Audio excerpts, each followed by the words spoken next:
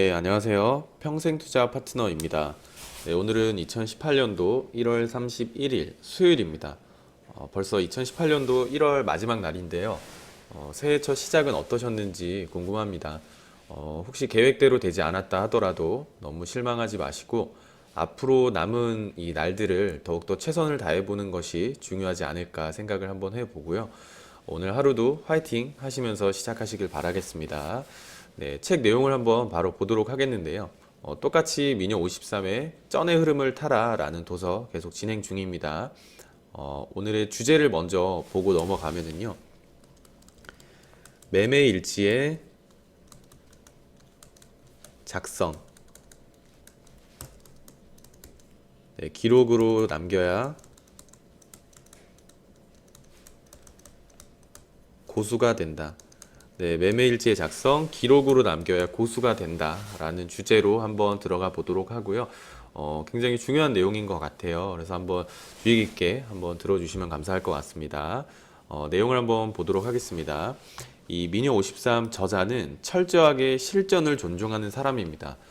똑같은 지식을 가지고 있어도 그 지식을 올바로 활용할 수 있는 사람은 드물다고 하잖아요. 저자는 트레이더라는 직업을 예술가라고 생각을 하고 추한 매매가 있는가 하면 아름다운 매매도 있다고 생각한다고 합니다. 미녀 53은 자신의 매매가 발전해온 과정을 더듬해 보면 초창기에는 지저분하고 중구난방이었던 매매가 차차 좀 분명한 논리와 질서를 갖추게 되었다고 하는데요. 저자는 본인의 매매를 늘 사전에 설계한다고 합니다.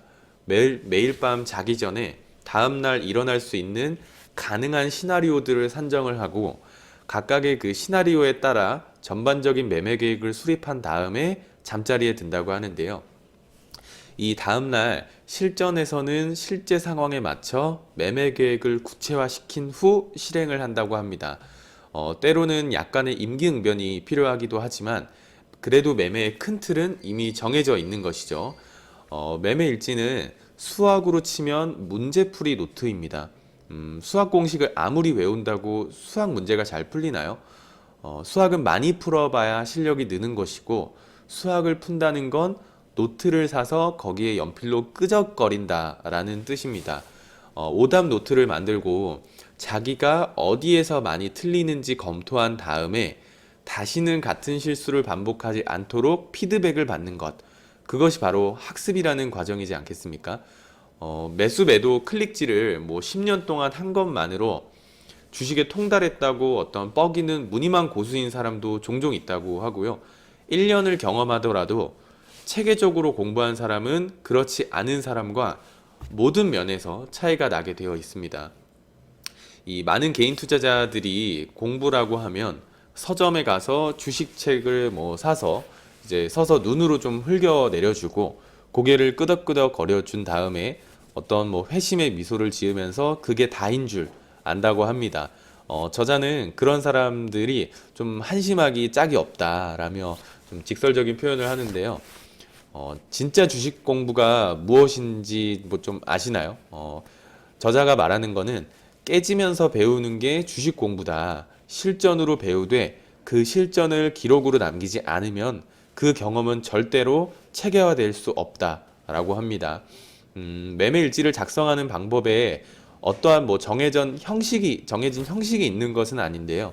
이 위녀 53이 이 개인적인 경험을 좀 바탕으로 트레이딩 능력 향상에 도움이 되는 것들이 조금 나와 있는데요. 그 내용을 한번 보도록 좀 하겠습니다.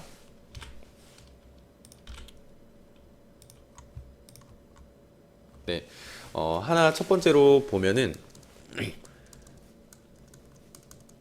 거래한 종목의 차트. 네, 미니 53은 보통 주로 선물을 했던 트레이더였는데요. 물론 뭐 현물도 했긴 했지만은요. 그래서 이제 매일 선물 지수 차트를 프린트해서 매매일지 노트에 오려 붙였다고 합니다. 그러고 나서 어떤 추세선이나 지지선과 뭐 저항선들도 같이 표시를 했다고 하고 그 다음에는 뭐 분봉이나 뭐 일봉 등등 뭐 선물이나 현물에 필요한 본인이 자주 보는 뭐 차트 또한 오려 붙였다고 하고요. 그리고 이제 두 번째 보면은 진입 시점, 그리고 뭐 청산 시점, 그리고 손절매, 뭐 혹은 뭐 손절매 시점이죠. 손절매 기준과 뭐 손절매 시점. 진입 시점은 어떤 뭐 빨간 동그라미로 차트에 빨간 동그라미로 이제 표시하고, 청산 시점은 파란 동그라미로 표시를 하는 거고요.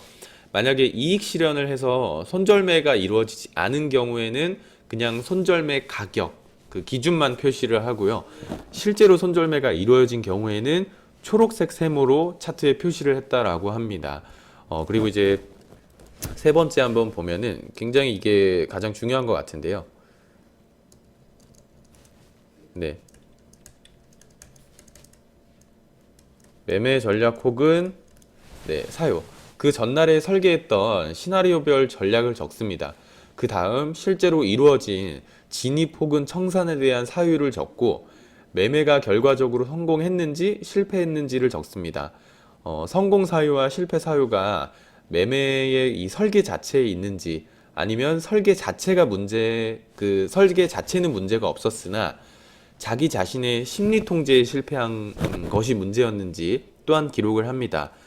사실 이 부분이 트레이딩 실력 향상에 가장 중요하다고도 할 수 있다고 하고요. 그리고 이제 네 번째 또 적어야 될 것은 네, 구체적인 매매 내역. 네, 구체적인 매매 내역은 뭐 매수 금액이나 매도 금액, 뭐 실현 손익, 뭐 미실현 손익, 수익률, 뭐 포트폴리오의 변동 내역 등을 구체적으로 기재합니다. 그리고 그 다음에는 전반적인 뭐 자산의 변동과 변동 내역과 전체 자산 대비해서 주식의 이 주식 보유 비중 등을 또 표기를 하는 거고요. 그리고 이제 다섯 번째부터는 뭐 두 가지 더 있는데 이거는 제가 말로만 해드리겠습니다.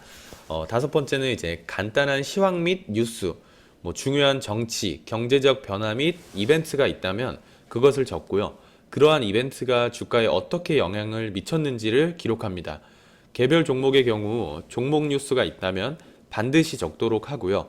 그것과 주가와의 상관관계를 적도록 하고, 그리고 뉴스가 주가에 선반영되었는지, 만약 되었다면 얼마나 빨리 어느 정도로 반영되었는지 또한 적습니다.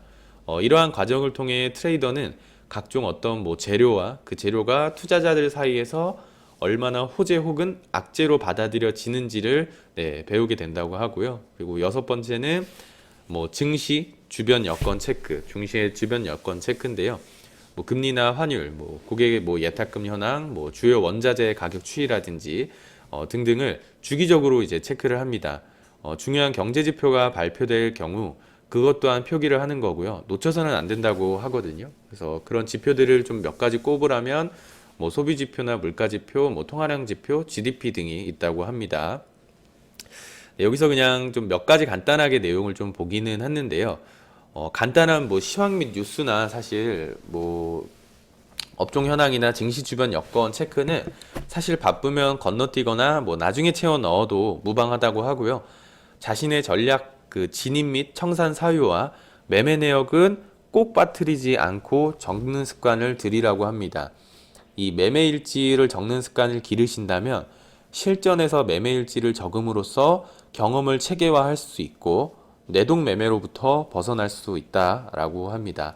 그래서 어떠한 뭐 엄청난 형식이 있는 건 아니니까요. 그냥 뭐 있는 그대로 일기처럼 한번 이제 시작을 해보시는 게 어떨까 생각을 합니다. 네, 오늘은 여기까지 이야기를 한번 드리고요. 오늘부터라도 하루하루 매매일지를 기록하는 투자자가 되시기를 바라고요. 하루하루 기록으로 남겨야지 자신이 무엇이 잘못되었고 고쳐야 하는지 눈으로 확인할 수 있고 실천 또한 할 수 있는 것 같습니다. 남은 하루도 더 화이팅 하시기를 바라고요. 내일 또 좋은 내용으로 찾아뵙도록 하겠습니다. 감사합니다.